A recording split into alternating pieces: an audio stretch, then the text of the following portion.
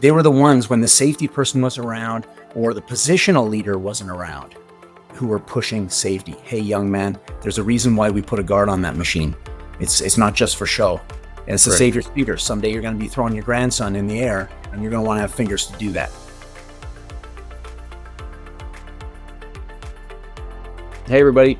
Welcome to the Electrical Safety Podcast. I'm your host, John Travis, and today I'm speaking with Al Moore. Al's a speaker in the leadership space, safety space, and I guess, Al, thanks for coming on the show.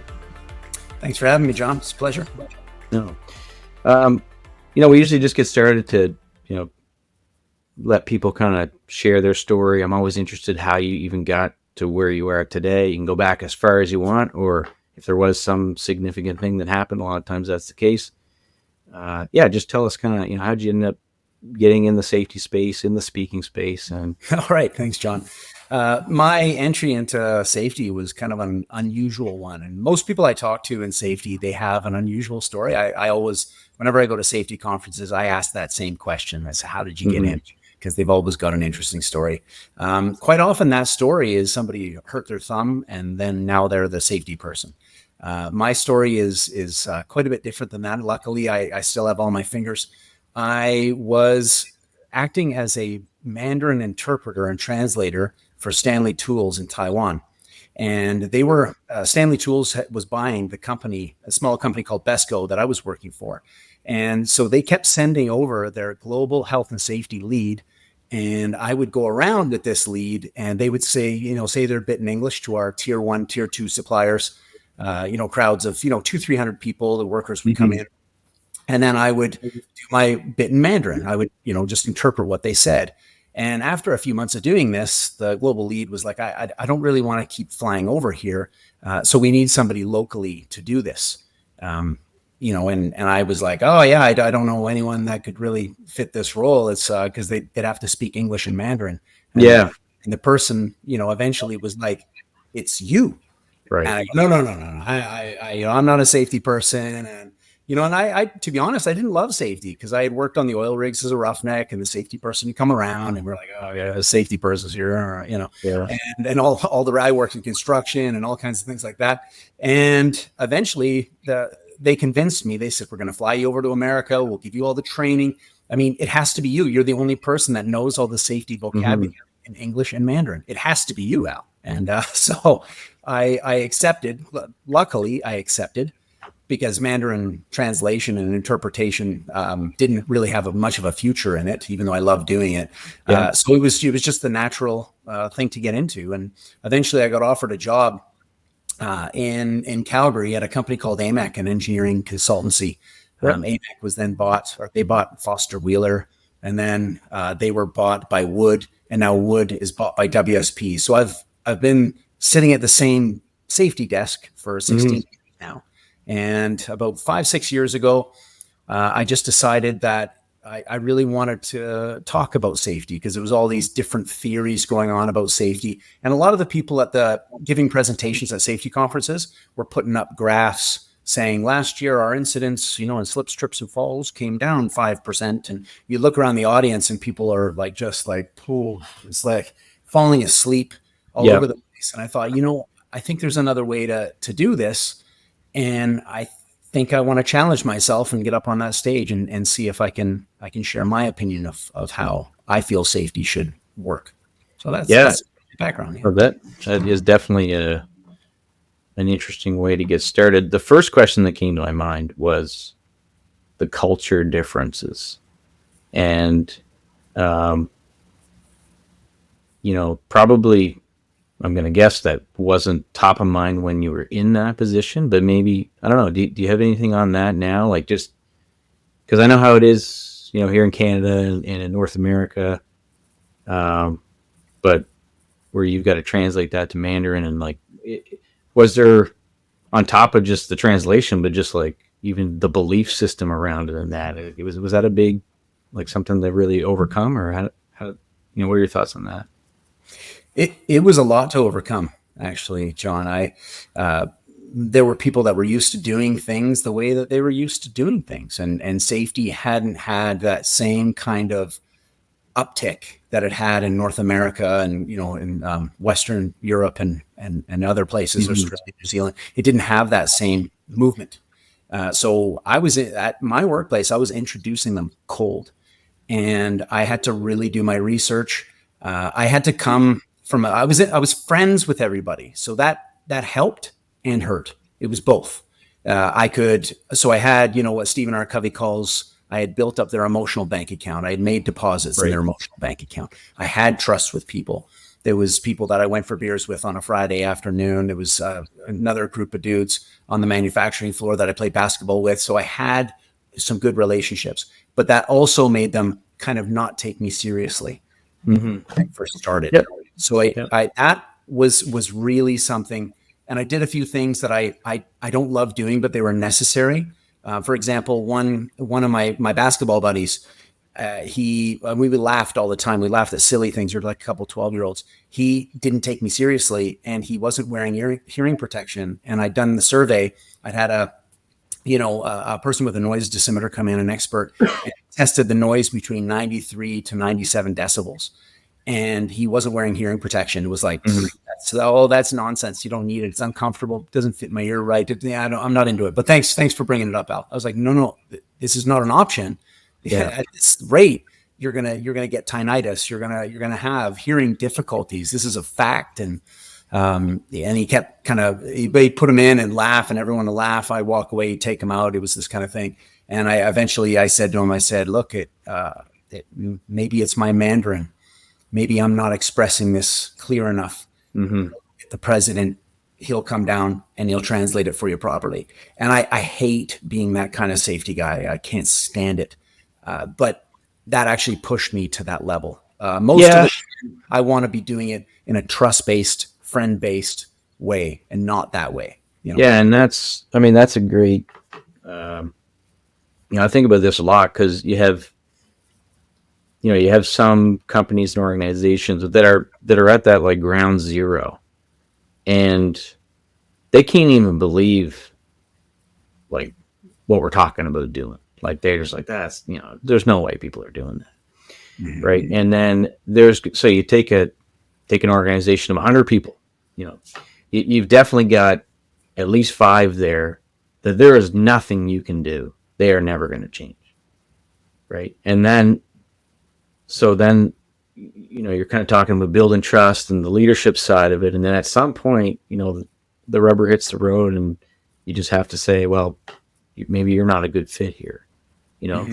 So like for you, like I guess here's the question: is if you were to go into an organization and you're talking to that management team, and a lot of times too, their first thoughts, if they haven't done anything, their first thoughts are, well, how are we going to discipline this? That seems to be where everybody wants to go right away. What would you say to them, like from that maybe leadership's side to show them that, okay, there's an alternative to this. It's some people that you're never going to convince them, doesn't matter. But for the other 95, what's the approach that you would take? Well, actually, if you don't mind, I'll start with 5% and Sure. maybe up to 95. Yeah. The 5%, I coined a phrase a couple of years ago. It's a little bit pejorative, but it's safety dissidents. It's people that don't fall in line with the safety program. And I came across a wonderful program from Wendy Wilson, worked at Weatherford. She was the HSC director a number of years ago. I saw her at the Banff conference on safety. And she had talked about a program she developed called Locker Room Leadership. And what she did is she'd gone to the work site and she'd identified the people who have social influence over the rest of the work site. Not the social influencer like we have on the phone. Yeah. Real social influence, like people who say, okay, what are we doing this Friday? Where are we going? The person who cracks the best joke in the locker room or whatever it is. And she managed to identify these folks. Now, quite often, they're part of the 5% that you're talking about, right? They're the ones who are like, safety, what is this? No, nobody moves, nobody gets hurt, right? Got a project to run here. I don't have the time, patience, budget for the safety garbage. Quite often, they're them. So what they did was they pulled these people, not always though, they pulled these people into downtown Calgary, put them in the Hyatt, a lovely hotel, and they exposed them to 2 days of safety leadership. That included, Weatherford management, the leadership team. It also included professional speakers that would come in. Some of them, badly injured in workplace incidents. Charlie Moorcraft, Spencer Beach type folks who have overcome something that is just mind blowing. It's hard to believe they're still alive and they're thriving and sharing their message, and a message that hits you right in the heart. Another dry eye in the house kind of thing. And they put them through 2 days of this. And then they kind of deputize them to go back out into their work site and become locker room leaders, because they were the ones that were pushing safety when no one, when no one's looking. Yep. Integrity happens when no one's looking. They were the ones when the safety person was around or the positional leader wasn't around, who were pushing safety. Hey, young man, there's a reason why we put a guard on that machine. It's not just for show. It's to save your fingers. Someday you're going to be throwing your grandson in the air and you're going to want to have fingers to do that. All right. So put that back on. Okay. So that was the 5% that impacted the 95%. So that's something I've carried forward in my discussions with leadership. Yeah. No, that kind of reminds me. There's a Simon Sinek. I don't know if you follow him or not, but he's got the law of diffusion of innovation.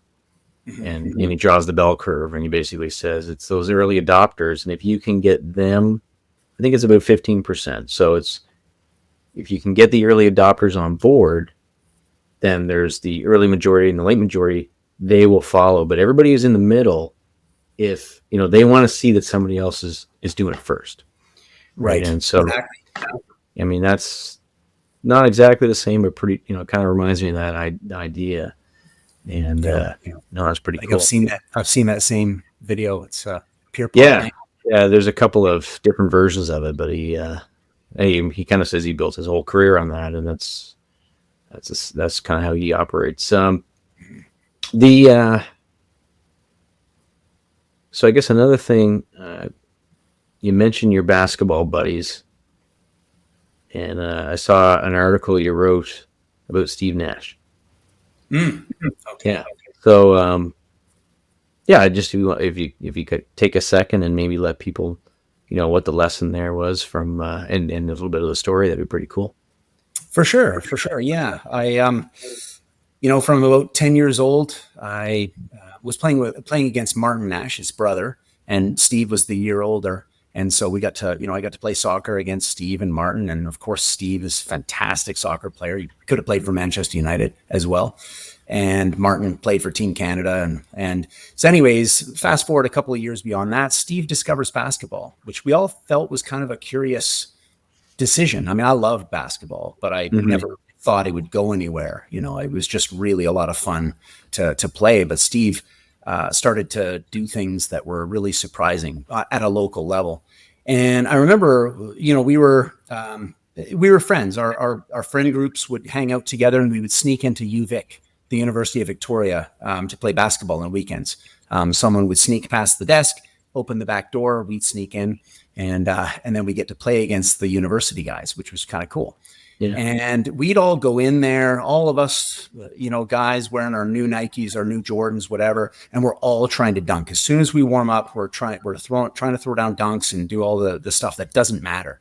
I never threw down a dunk in a game. It was pointless to even be trying it. Steve, on the other hand, was on his own hoop, and way off on the other side of the gym, there was about 5 courts, and Steve was meticulously going through every step of this odd routine. And every once in a while we'd look over and we'd be like, why isn't he over here with us trying to dunk? It's probably because he can't dunk. Ha ha ha. Yeah. Not true. Steve can totally dunk. He doesn't need to. It's worth 2 points. It's painless.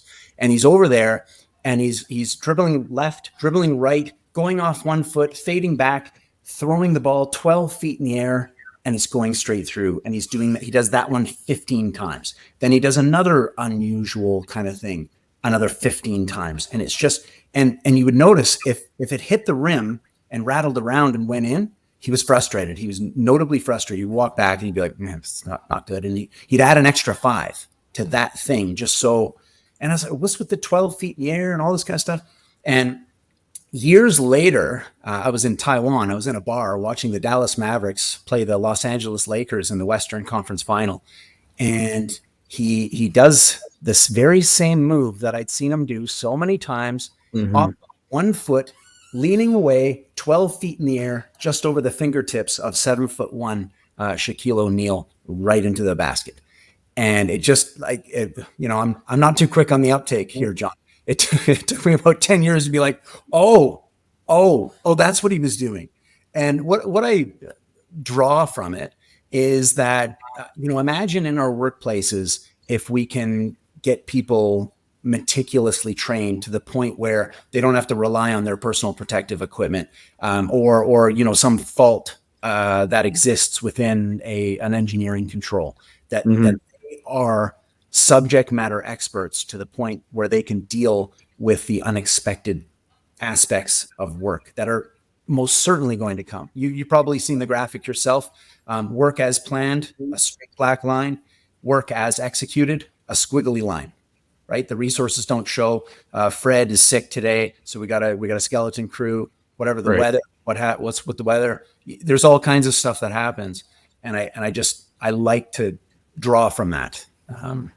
The learning for our training, right?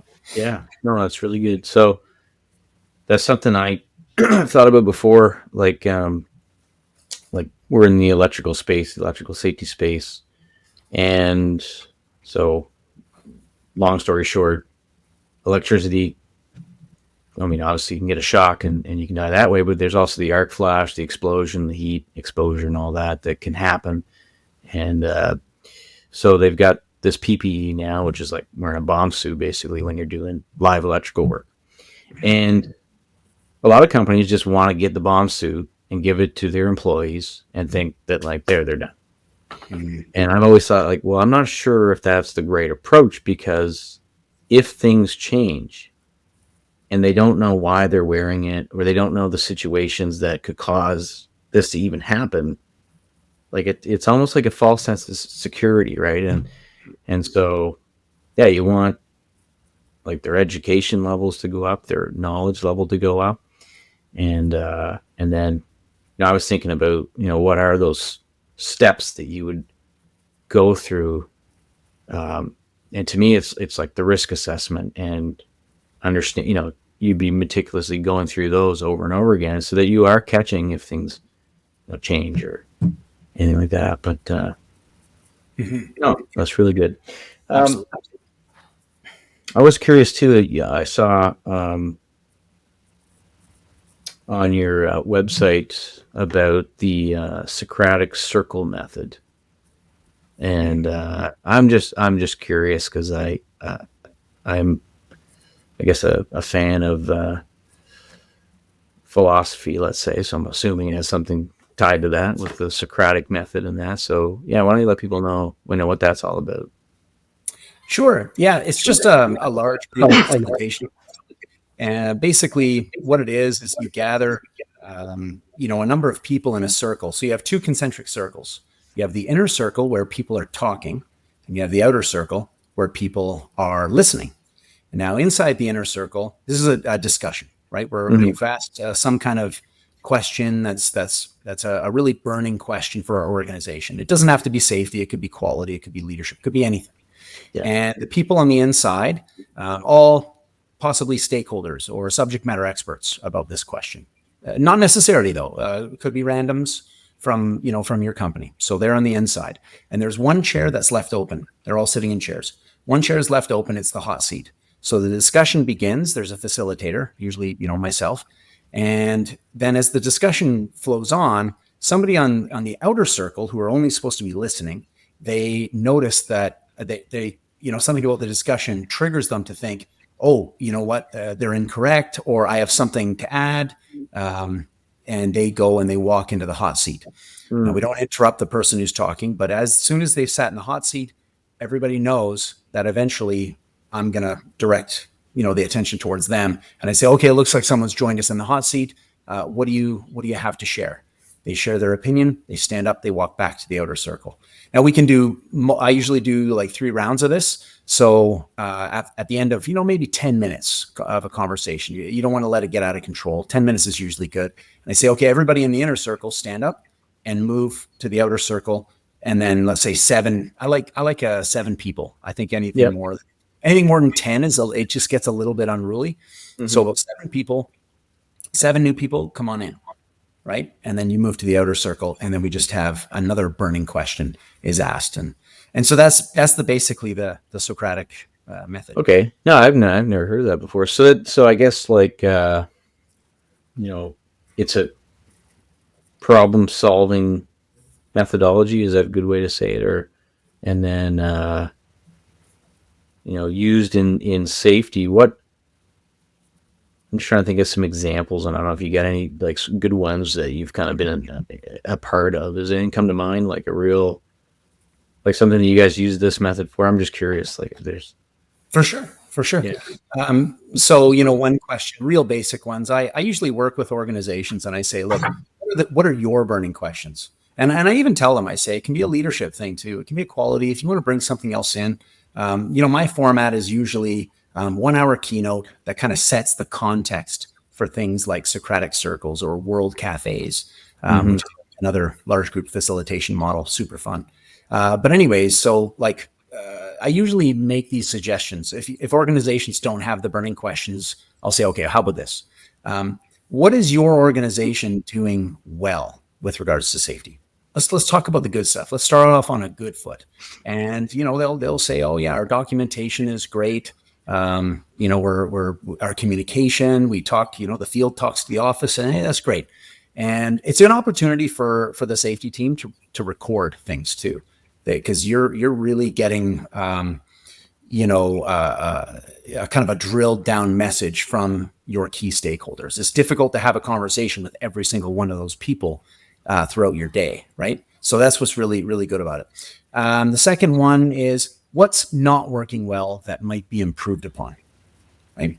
The third one usually is something like, so many people have worked at different places. I say, this is our space for inventors. What's going on? What are you thinking of that the company could use to improve its safety program? Or at previous companies, what have you seen that we could bring forward into this company and utilize to improve our safety program? So that's usually okay. Those kind of get the ball rolling, and then you go from there. Okay. Yeah. Really nice. I guess the other one that jumped out at me too was the concept of party crashers. Mm-hmm. Yeah. So could you take a minute to share that, like what that's all about? For sure.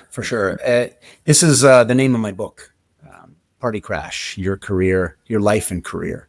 And what it is basically from a safety person's perspective, everything in life, when I became a safety person, everything kind of became safe. When I climbing up a tree to cut off a limb that's hanging over, I'm like, wait a second, I'm not just going to climb up this ladder.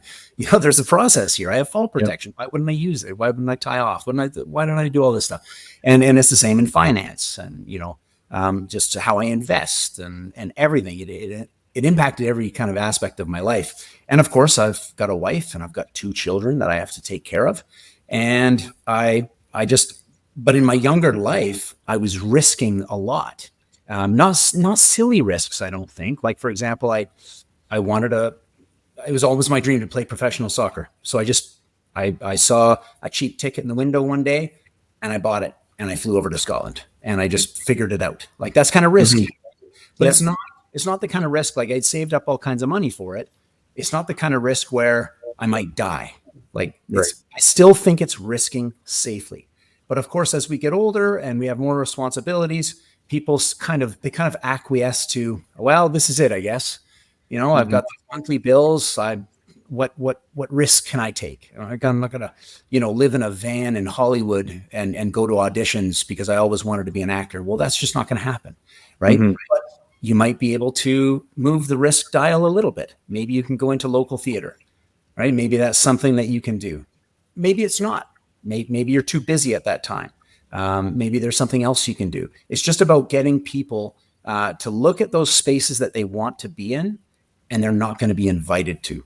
So they have to start risking a little to try and get into those spaces. And it's really pertinent to our careers too, because quite often our companies don't see us. They don't know all of the attributes that we have because we were hired to do a certain job, and that is really all they want from us. So it's very difficult for us to demonstrate that, hey, wait a second, I'm a really good communicator. Like I'm pretty good at speaking on stage, right? Mm-hmm. My company had no idea about this. AMEC and AMEC Foster really had no idea. Al does safety. He goes on site. He does the thing. Eventually, they started to see me speaking on site and workforces and stuff like that. And they're like, okay, we see it a little bit. But there's so many people that don't even get that opportunity.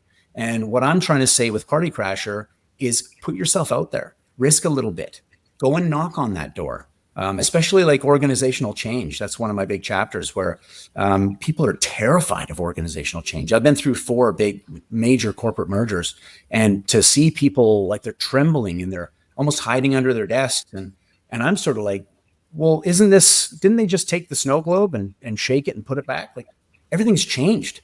The leadership is changed. There are going to be opportunities. Somebody pulled a fire alarm here, and we can run around and go to different parts of the building that we didn't have an access card to. Everything's different now. So go to your transition team and say, look, what can I do? Is there a role in the transition team that I can fill? I know a lot about the company that was, and I'm really interested in the company that will be. Things like that. And people don't do it. They feel like, oh, I got to hide, or I got to do this, or and it's put yourself out there. We've got a party crash. Life offers lots of dreams, but not a lot of opportunities to fulfill them. And so we're going to have to party crash. That's Yeah. I wonder how much of that too is kind of not human nature, but personality types. And, what percentage of the people would feel comfortable. I'm going to guess is not a high percentage of people that would naturally want to disrupt anything. Right. So it's interesting. When you said I think your book's not released yet, or is it coming out soon? Or coming out soon? Yeah, I finished the draft. It's in at Freeze's Press. They're doing all their magical work on it, reviews and editors' reviews and all that kind of stuff. So probably about another 2 months, maybe. Okay. So, and we can. I think we can probably link to something on your website. I'm sure you've mentioned it there. So yeah, we can definitely do that for you. I guess there was one other thing for sure that I wanted to ask you about, and it was in the video on your website. Everybody's kind of talking about this concept of "I've got your back." It must be something that you speak on for sure. So why don't you let everybody know kind of what does that mean to you, and maybe it's something they can take away from this conversation. As a something they can implement right away. Absolutely. Yeah. I've got your back is basically what the whole safety program is about. We kind of get bogged down by all the documentation and the posters on the wall and all the rest of it. But really what it comes down to is just really having each other's backs. And the amount of times, especially as a young guy getting out onto site, super eager, super dumb. I don't know. Don't put your fingers there. Don't put your, the amount of times that somebody intervened and kind of saved my ass by having my back is actually quite remarkable. I'm a little bit clumsy on site. That's why I'm not a tradesman like my father was. I don't have it. I wish I did. But and these people, and it was care. Some of them were strangers. Hey, young man, don't do that. Don't stand there. You're right in the line of fire. You need to stand over here. It's all about having each other's backs. And for me, I've set it up with a few people that I've talked to. I open up my keynote with an "I've got your back" section, and it's basically I say, whether we're out there on a work site, out there on the street, or even in here today, we should look out for one another. We should have each other's backs. Imagine Imagine if I'm looking at my cell phone, not holding onto the hand railing while I'm walking down the stairs. All you would need to say is 4 simple words: I've got your back.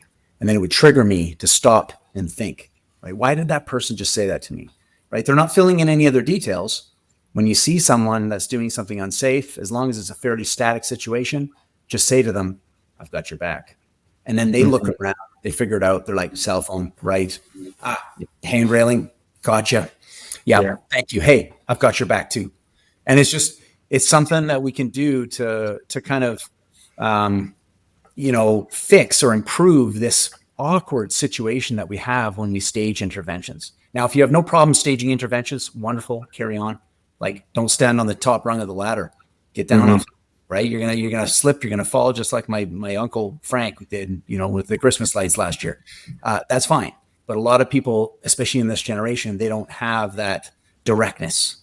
So if I can get an entire work site, with this option of I've got your back, it's a very soft intervention. So you mean like people don't feel comfortable actually saying, hey, wait, don't do that? That's your yeah. Because that was my thought. I mean, I can remember when my first job. Well, I'll say it was my first job. Earliest job I remember is it was in like I think they made telephone poles. That was one thing they did. They also made like balusters and other things. There was lots of saws and stuff. And there was 2 things. One, I had no idea what could kill me and what couldn't. And the other thing was that I would be afraid to say anything to anybody. So I guess the question is, and this might tie back to the leadership stuff, is for organizations that want to improve safety. To me, that's especially with younger workforce coming in, a lot of the older guys kind of retiring that might just know inherently some of these things. Like, how would you approach that from a, what would you tell these organizations to focus on, or how do they kind of get people to implement I've got your back or something like that?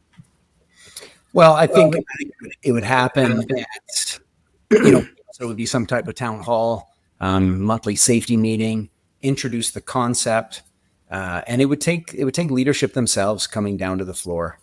There's really no substitute for it. With all the different safety fads and conversations we've had, there really is no substitute for leadership showing up at the shop floor and saying, I've got your back, and asking those questions, having coaching conversations, humble inquiry, wondering, what is it that you do? I'm up there in that office. I just don't really know. This looks dangerous. What could kill me here? If I was a newbie, what would you tell me? Where would you want me to stand? And how would I do all this? Yeah. Thank you. Thank you for your time, and thanking them, being genuine and saying, hey, I've got your back. Spread it around, man. And you can even have a laugh about it too. And then they roll their eyes and they go, okay, I've got your back. But then it starts to, there was somebody I spoke in Winnipeg at the CSSE conference, and in 2019, and I ran into somebody on a plane about a year later in early 2020, and he just walks by me and he stops and he goes, I've got your back. And it was just a random plane. I can't remember. I was going to Vancouver or something. I was where did you come from? And I when the seatbelt sign came off, I walked back to him and I chatted to him, and he goes, yeah, we've got a medium-sized company, and we started doing it, and it started that way. It was a laugh, and now we just sort of, it's part of the fabric of our organization. So that's how it kind of starts. That's great. I mean, I do find that a lot. Like, companies get very hung up on everyone wants their program, their safety program, which in their minds is a document. I try to tell people, well, it's more than just that. Like, you do have to have something written down, like, but that's not it. It can't just sit on the shelf. And then to me, it does. It comes back to leadership. It comes back to that frontline supervision. Like, if you can really get them on board, then you can start to make some changes. And no, that's really good. Al, I think this has been great. We can probably wrap it up here. I know we mentioned the book. If people wanted to get in touch with you or reach out, where's the best place for them to get a hold of you? LinkedIn. I hang out on LinkedIn a lot. I check it probably at least once a day, and when people send me a message, I respond. I either like their comment, but usually I respond to their comment, and I love to start these conversations like the one that we had today, John. Because I learn a lot. I kind of pose myself as a somewhat of a safety expert because that Mm-hmm. gets stage, but really, I'm sure there really is no know it all safety expert. So I need to have people like yourselves share your opinions, and we can do that on LinkedIn all day. I love that stuff. Yeah, Perfect. Yeah, no, we'll link to everything in the show notes, and yeah, hopefully people can reach out and book you for training or for speaking. And yeah, it's been a pleasure. Thanks so much. yeah. Pleasure's all mine. Thanks, John. Take care.